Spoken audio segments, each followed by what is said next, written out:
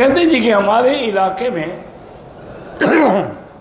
عصر کی اذان ایک مسجد میں 2:45 پر ہوتی ہے اور ایک مسجد میں 3:30 پر ہوتی ہے۔ جو مل جائے وہ ہم پڑھ لیتے ہیں۔ اب اگر ظہر کی نماز 3 بجے تک بغیر جماعت کے پڑھی جائے تو قضا پڑھی جائے گی یا پوری؟ بات کو سمجھیں کہ ہر نماز کا ایک اول وقت ہے اور ایک آخر وقت ہے۔ سرکار دو عالم رحمت دو جہاں صلی اللہ علیہ وسلم کو جبریل علیہ السلام نے آ کے امامت کی، آپ مقتدی بنے اور جبریل امام بنا۔ اسی سے علماء نے مسئلہ نکالا ہے کہ امامت المفضول علی الفاضل، کہ بھی مفضول بھی فاضل کا امام بن سکتا ہے، کیونکہ جبریل تو لا شک کا بھی ذالک مفضول ہے، حضور افضل ہیں، لیکن تعلیم کے لیے حضور نے اس کے پیچھے 5 نمازیں اول وقت میں پڑھی اور 5 آخر وقت میں پڑھی، اور ساتھ یہ بھی بتلا دیا کہ ان کے درمیان جو وقت ہے وہ اسی نماز کا وقت ہے۔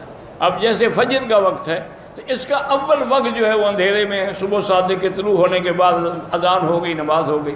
آخر وقت جو ہے سورج نکلنے سے پہلے تک ہے، وہ بھی حدیث مبارک میں اسفروا بالفجر فإنها اعظم للأجر، کہ صبح کو دیر سے اور روشن کر کے پڑھا کرو، اس میں زیادہ ثواب ہے۔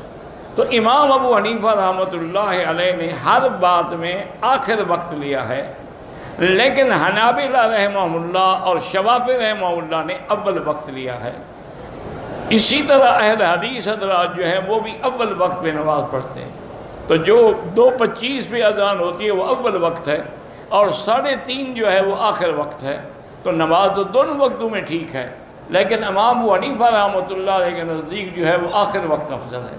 اس میں حکمت بھی ہے کہ حضور کے زمانے میں تو لوگوں کو دین کا اتنا جذبہ تھا نا کہ وہ تو نماز سے بھی پہلے آگے بیٹھ جاتے تھے مسجد میں۔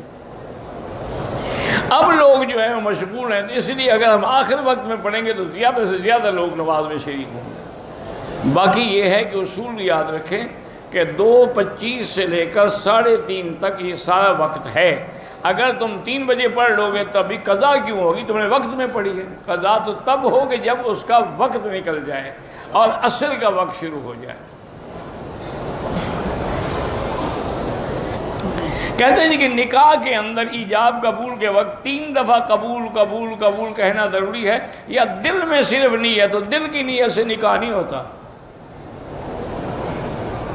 دل میں نیت ہے، کسی کو کیا پتا کس کی نیت کی تم نے، اس لڑکی کی ہوئی یا کسی اور کی ہوئی ہے؟ دل کی نیت کا کوئی اعتبار نہیں، زبان سے کہنا پڑے گا۔ جیسے عمرے میں زبان سے کہنا پڑے گا لبیک بعمرۃ لبیک بحجۃ، اسی طرح نکاح میں بھی ایجاب و قبول جو ہے وہ قبل تو زبان سے کہنا پڑے گا، اور وہ بھی تعیین کے ساتھ، خطبے پڑھنے والے کے ساتھ، گواہوں کے ساتھ، کہ ان کے سامنے اقرار کریں گے کہ میں اس لڑکی کا نکاح قبول کرتا ہوں اور حق المہر اتنا ہے، ورنہ وہ نکاح نہیں ہوگا جو تم نے دل میں رکھا ہوا ہو۔ کہتے جی کہ ہمارے شہر میں اکثر بریلوی حضرات رہتے ہیں، میں کبھی کبھی ان کی مسجدوں میں بھی نماز پڑھتا ہوں۔ ان کی مسجدوں کے اندر دیواروں کے چاروں طرف لکھا ہوا ہے، محراب کے اندر اور ارد گرد بھی لکھا ہوا ہے یا اللہ، یا محمد، یا حسین، یا فاطمہ۔ یہ سب ایسے لوگوں کی مسجد میں بھی نماز نہ پڑھا کرو، یہ اہل بدعت کا مستقر ہے، اس سے بچنا چاہیے آپ۔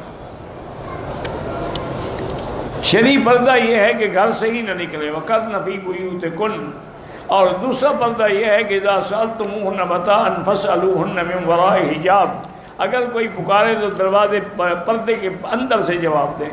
اور تیسرا پردہ یہ ہے کہ یدنین علیہن من جلابیبہن، اپنی چادر کا پلو کھینچ کے رکھیں۔ بریلوی حضرات جو کھانا سامنے رکھ کے ختم دلاتے ہیں یہ بدعت ہے، اور کھانا اچھا ہو تو ختم دیتے ہیں، سوکھی سوکھی روٹی پہ کبھی ختم نہیں دیتے۔ آپ تجربہ کر لیں، کبھی ان کے آگے کھٹی لسی رکھیں اور کھٹی دال اور باجرے کی روٹی کا ختم پڑھو، مجالے جو پڑھے گالیاں دے کے اٹھ جائے گا۔ گھوڑی کا دودھ جو ہے علاج کے لیے پی سکتے ہیں، معدے میں تکلیف ہے اللہ شفا عطا فرمائے۔ ویسے بزرگوں نے لکھا ہے کہ وَهُوَ الْعَلِيُّ الْعَظِيمُ بِحَقِّ یا عظیم پڑھ کے دعا کیا کریں۔ بال جو لوگ درمیان میں رکھتے ہیں چوٹی کی طرح، وہ ناجائز ہے، یہ تو ہندو کی چوٹی ہے جی کہ اسماعیلی فرقہ جو ہے آغا خانی بھی کہلاتے ہیں، اسماعیلی بھی کہلاتے ہیں۔